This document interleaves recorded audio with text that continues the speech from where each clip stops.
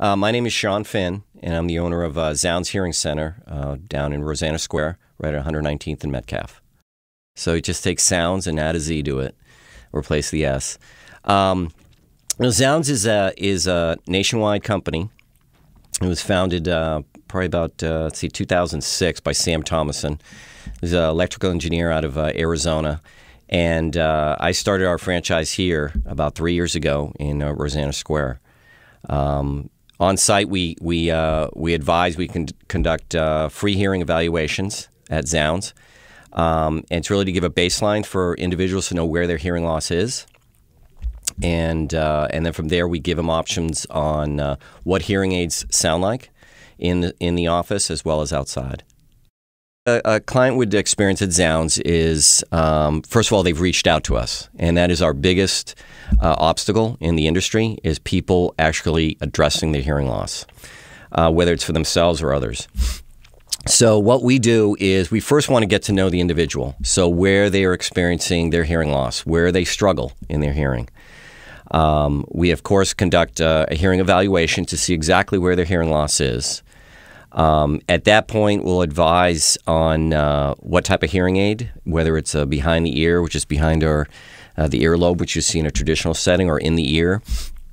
A lot of determining the model or the style is up to the individual wearer. Vanity certainly plays a part in it, can play a large part in it.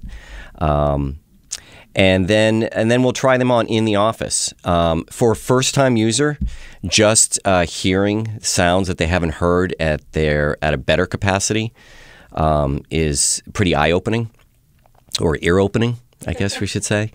But we certainly will let them know. We'll let them try them in the office, and we program them, try and fine-tune it. We do have a trial period. We have a demo program where people go out in a week and come back. Even if they go on and want to acquire the hearing aid, they also have 30 days. And whether it's 1 week or 30 days, the important thing for first-time users is getting used to the sounds they haven't heard. So I was talking about the biggest obstacle is getting people to do something about their hearing loss, even if it's just an evaluation to get a baseline of their loss. About 80% of people who would benefit from a hearing aid, and this is industry-wide and has not changed in decades, 80% of people do nothing. So that leaves 20%, 1 out of 5 people will actually address their hearing loss and get a hearing aid, which is an amazing statistic. You think it would have changed over the decades through the improvement in technology, but it has not. It surprised me just learning and getting into the industry. It has not changed. Even if costs has changed, technology has changed, it just seems to be there's a stigma and a vanity to it. So the biggest obstacle is if we get someone to call or come in, because then either they or their loved ones have decided that it's gotten to a point where they need to address the hearing loss. Well, why people come in is usually a loved one. Now, a lot of times it's usually a spouse of the same age. So we see a lot of seniors. But there's people who are younger, people in their 40s and 50s that have hearing loss, and younger. But they learn to live with it, and they've learned to live with it throughout decades and so forth. But folks as seniors is a lot of time, natural hearing loss occurs just as we grow older, go in our 40s, 50s, 60s. Some is industry, it's environmental. Whether we're in a loud work environment, so manufacturing, airline pilots, military pilots, military, period, farmers, race car drivers, going to rock concerts and so forth. Everything can lead to hearing loss.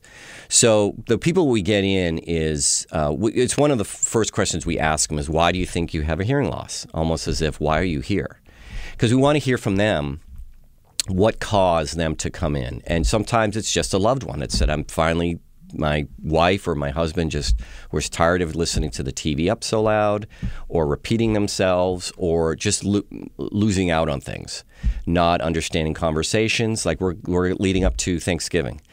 And we use this as an example when a large gathering, and if you have someone in your family that has a hearing loss, substantial hearing loss, they kind of tune out. during family events, during dinners, because they can't understand it. They can't, and a loud dinner party is hard enough with people with normal hearing to understand everything going on. So it's usually we'll ask them what event kind of brought them in. We know generally we're going to find probably a hearing loss. That's why they're there. Although there are times, I'd say probably less than 5%, we get people that think they have a hearing loss and have absolutely no hearing loss. But someone's told them they have a hearing loss. And it's usually a younger person because they don't want to affect their career or their job or anything of that nature. And we say, no, there's no hearing loss here. But it's usually loved ones. We do try to appeal to the children of folks that would probably be great candidates for to get a hearing test. Our Zounds clients that are listening through the Bot Radio Network, you know, one of the environments that we ask them where they're struggling in, and they'll say in church. They'll say TV, they'll say on the radio, but they'll say, I can't understand my pastor. And in a church environment, the acoustics in churches can be really good or really, I mean, all over the place. But it's generally quiet. There's just one person speaking. And that is some of the reasons that some people come in for their hearing, because say, I can't understand my spouse, I can't understand my pastor, I'm missing half of what the conversation is going on. So the greatest thing for our Bot Radio listeners is that you're missing out on life events. So it's a quality of life issue. That's how I will look at it, and that's how Joe at Zounds and I look at it, is what are you missing out on? So I always ask is, well, where do you struggle? But it's going to be a struggle to where I'm missing out on something. I didn't hear my grandchild reading a story back to me. I heard every other word. Well, 50% is not going to cut it.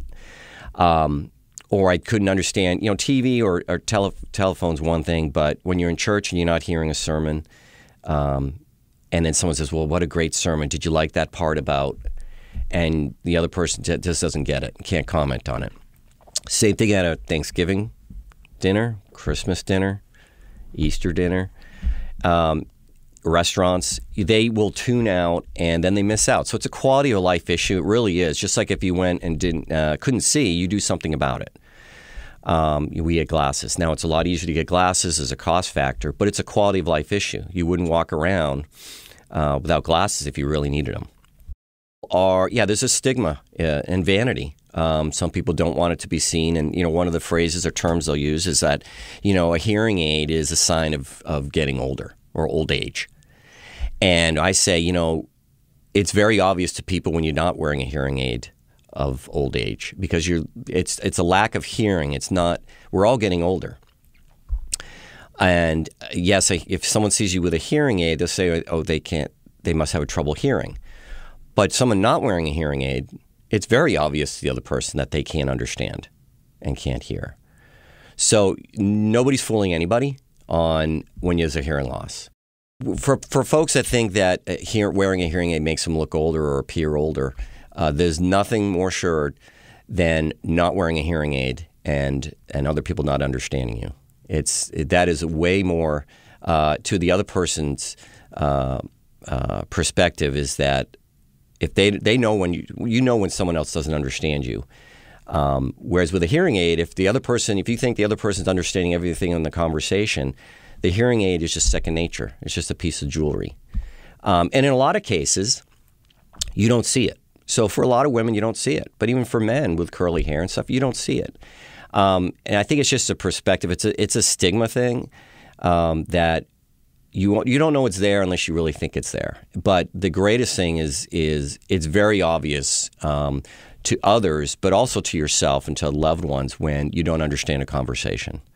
And there's so many important conversations out there that go on, not only just with your spouse or but people that visit, and just engaging in conversations. So when you have study groups, okay, if you don't understand it, you're probably not participating. You're reading passages, and you probably have something to say, and you might start saying something that someone already just commented on. The exact same thing, or you don't participate in a study group, and that's the key. You stop participating. The engagement level goes down. You withdraw, It's not always the case, but it certainly doesn't help the cause. So as we get older and we lose loved ones around us and there's less social engagement, when you lose one of your major senses or it diminishes in a large capacity, it does not help the cause. I mean, studies have shown that it can exacerbate or bring on like Alzheimer's sooner than later. It's not necessarily a cause of it, but it does not help the cause. It's the old phrase, use it or lose it. If you don't exercise your muscles, what happens? That's right. So, and the brain it is a physical thing. It's not just, it's something that you think you're kind of losing, or just, you hear through your brain. That's where you get your understanding. The ears are a portal. Everything's acoustic, goes into, hit your eardrum, turns into a mechanical energy. Mechanical energy goes into hydraulics, the fluid in your cochlea. From there, it goes into electrical impulses and up the nerve to your brain.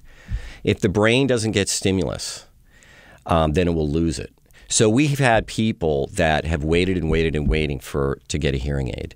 Hearing aid doesn't restore back to your normal hearing. It restores back to whatever the fullest capacity of your body is allowing you to hear in a clear fashion. So there are some folks that, I can hear it's louder, there's more clarity, but they still might not, the brain might tune out certain words, formations of consonants and vowels, and it's just said, I'm not learning that. And auditory deprivation is kind of the general term for it. It's just, you're going to you're relearning some of the word formation. That's why when we talked about someone's voice, they go, gosh, my voice sounds so weird. And it's like, you know why? It's because you're hearing it for the first time in its full, or as full as it's been, fuller than it's been. So you're conscious of it. And you're conscious of everything else. When you run water or ruffle papers, it sounds, wow, someone just turned the volume up. But there's also clarity to it also. So, but the brain has to relearn it. So when we talked about trying them out for a week, we have people come back on a weekly basis for the first 30 days and even beyond. It's because we want to hear where they're still struggling and also where they've had improvement. Because they'll get used to your voice. As you and I are talking here, if I focus on my voice, then I'm thinking, oh, how's my voice sound? But when you're just talking on the street or all day long, you don't focus on your voice at all. But your brain, if you haven't heard it in a while, then your brain's focusing on it. A great analogy I use is people that live near a railroad track or airport. When people come over or they first move in, people go, how do you live here? I mean, this plane's taking off every 30 seconds or every minute. Well, after a week and a month, they tune it out. Because your brain says, oh, that's just that noise. That's just that airplane. It doesn't even know it's there. Same thing with people who fall asleep to noisemakers, white noise, fans. So how do you fall asleep with a fan right there at your head? Well, your brain gets used to it and it soothes and it makes you fall asleep. So it's the same idea. But people that wait too long, the brain is where you learn and hear. The ears are the portal.